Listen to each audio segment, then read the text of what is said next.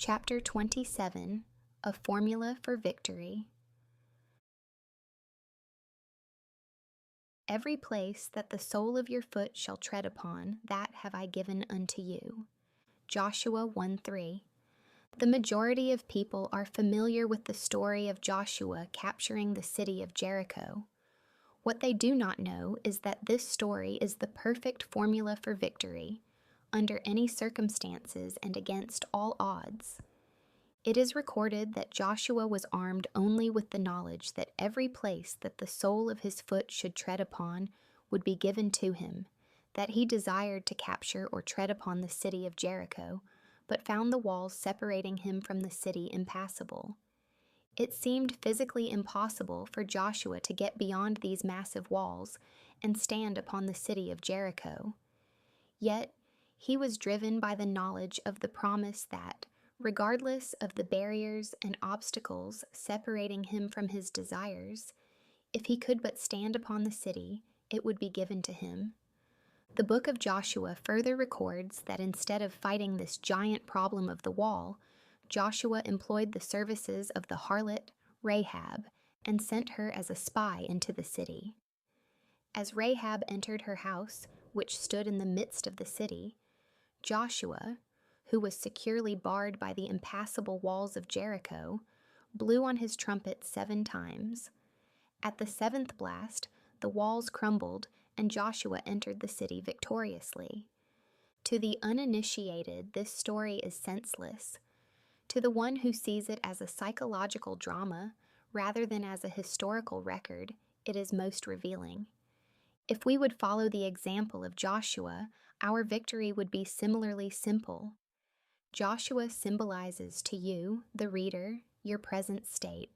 The city of Jericho symbolizes your desire or defined objective. The walls of Jericho symbolize the obstacles between you and the realization of your objectives. The foot symbolizes the understanding. Placing the sole of the foot upon a definite place indicates fixing a definite psychological state. Rahab, the spy, is your ability to travel secretly or psychologically to any place in space. Consciousness knows no frontier. No one can stop you from dwelling psychologically at any point or in any state in time or space. Regardless of the physical barriers separating you from your objective, you can, without effort or help of anyone, annihilate time, space, and barriers.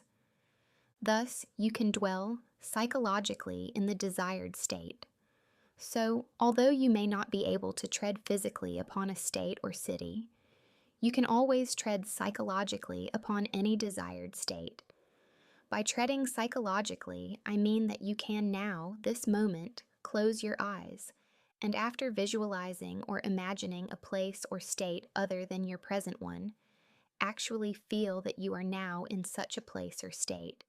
You can feel this condition to be so real that upon opening your eyes, you are amazed to find that you are not physically there. A harlot, as you know, gives to all men that which they ask of her. Rahab, the harlot, symbolizes your infinite capacity to psychologically assume any desirable state without questioning whether or not you are physically or morally fit to do so. You can today capture the modern city of Jericho, or your defined objective if you will psychologically reenact this story of Joshua. But to capture the city and realize your desires, you must carefully follow the formula of victory as laid down in this book of Joshua. This is the application of this victorious formula as a modern mystic reveals it today. First, define your objective, not the manner of obtaining it, but your objective, pure and simple. Know exactly what it is you desire so that you have a clear mental picture of it. Secondly, take your attention away from the obstacles which separate you from your objective and place your thought on the objective itself. Thirdly, close your eyes and feel that you are already in the city or state that you would capture. Remain within this psychological state until you get a conscious reaction of complete satisfaction in this victory. Then, by simply opening your eyes, return to your former conscious state. This secret journey into the desired state, with its subsequent psychological reaction of complete satisfaction, is all that is necessary to bring about total victory. This victorious psychical state will embody itself despite all opposition. It has the plan and power of self-expression. From this point forward, follow the example of Joshua, who, after psychologically dwelling in the desired state until he received a complete conscious reaction of victory, did nothing more to bring about this victory than to blow 7 times on his trumpet.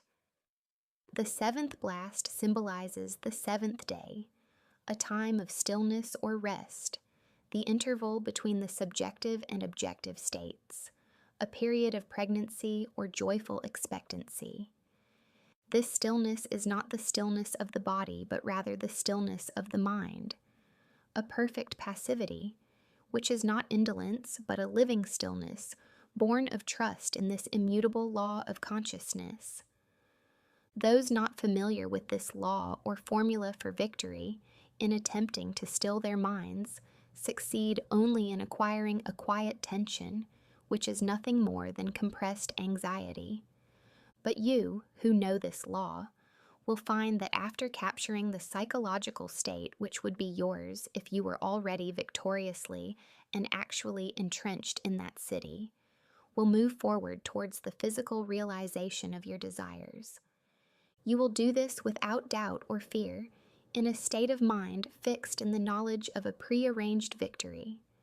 You will not be afraid of the enemy, because the outcome has been determined by the psychological state that preceded the physical offensive, and all the forces of heaven and earth cannot stop the victorious fulfillment of that state. Stand still in the psychological state defined as your objective until you feel the thrill of victory. Then, with confidence born of the knowledge of this law, watch the physical realization of your objective.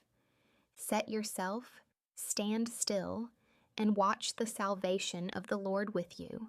2 Chronicles 20:17.